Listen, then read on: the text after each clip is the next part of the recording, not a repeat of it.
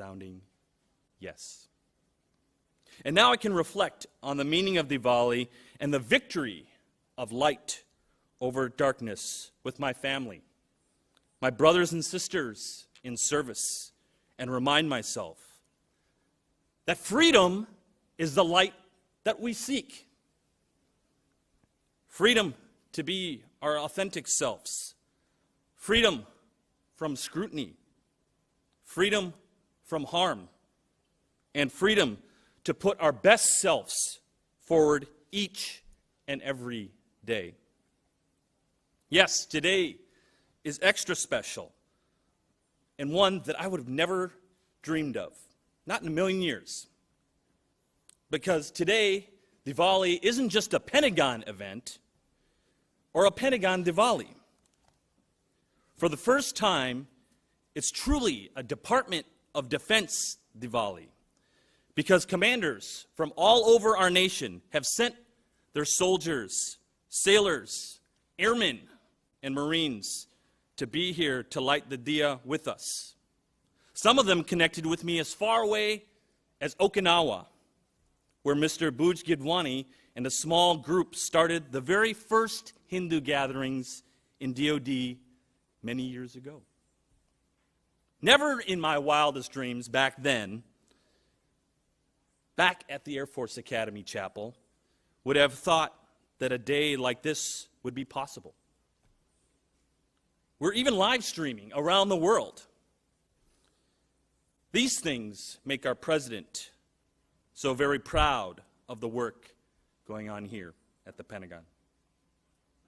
In fact, it wasn't just our commander-in-chief.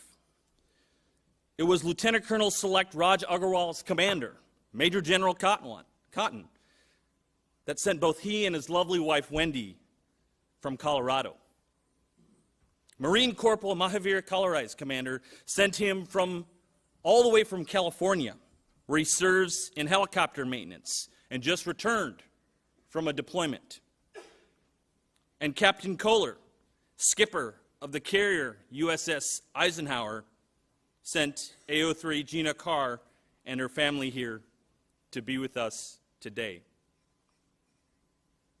Gina and her family come to us having recently lost her father, having donned her Class A's for the first time since the funeral service. Therefore, we light today's diya in her father's honor. Welcome, Gina. Welcome, Mom, and the rest of your family.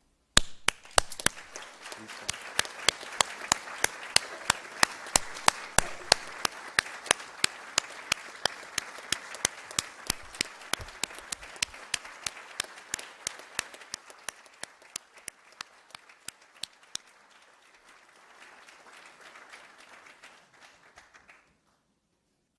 That's the strength, the spiritual power that comes with all of us coming together and light the Diwali diya.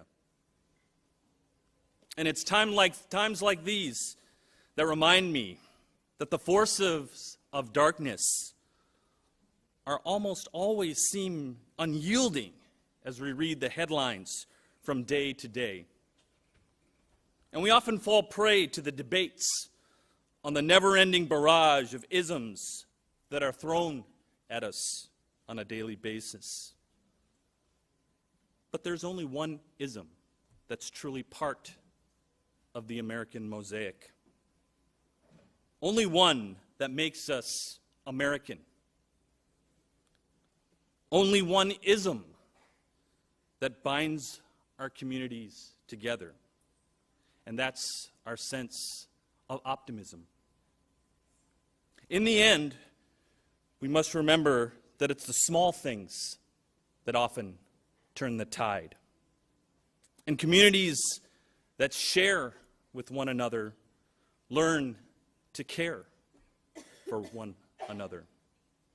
Bringing some sweets in to work, patting a young student on the back, the simple act of listening,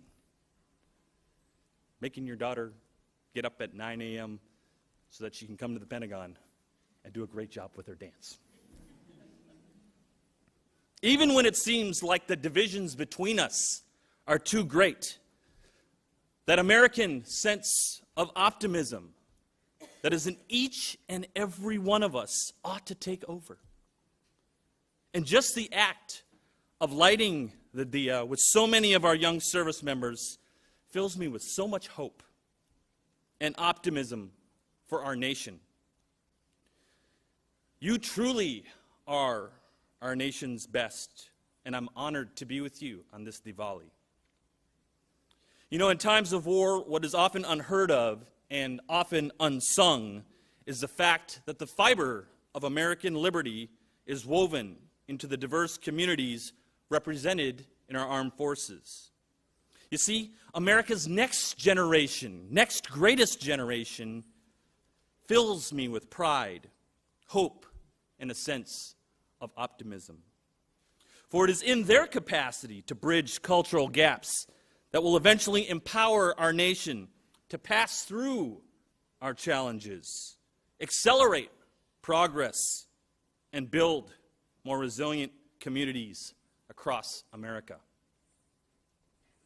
Even as we mourn the tragic loss of so many, we must be strong and remind ourselves that there can be no greater dagger into the heart of extremist ideology than to have the extremists see all the world's cultures visibly marching in one formation.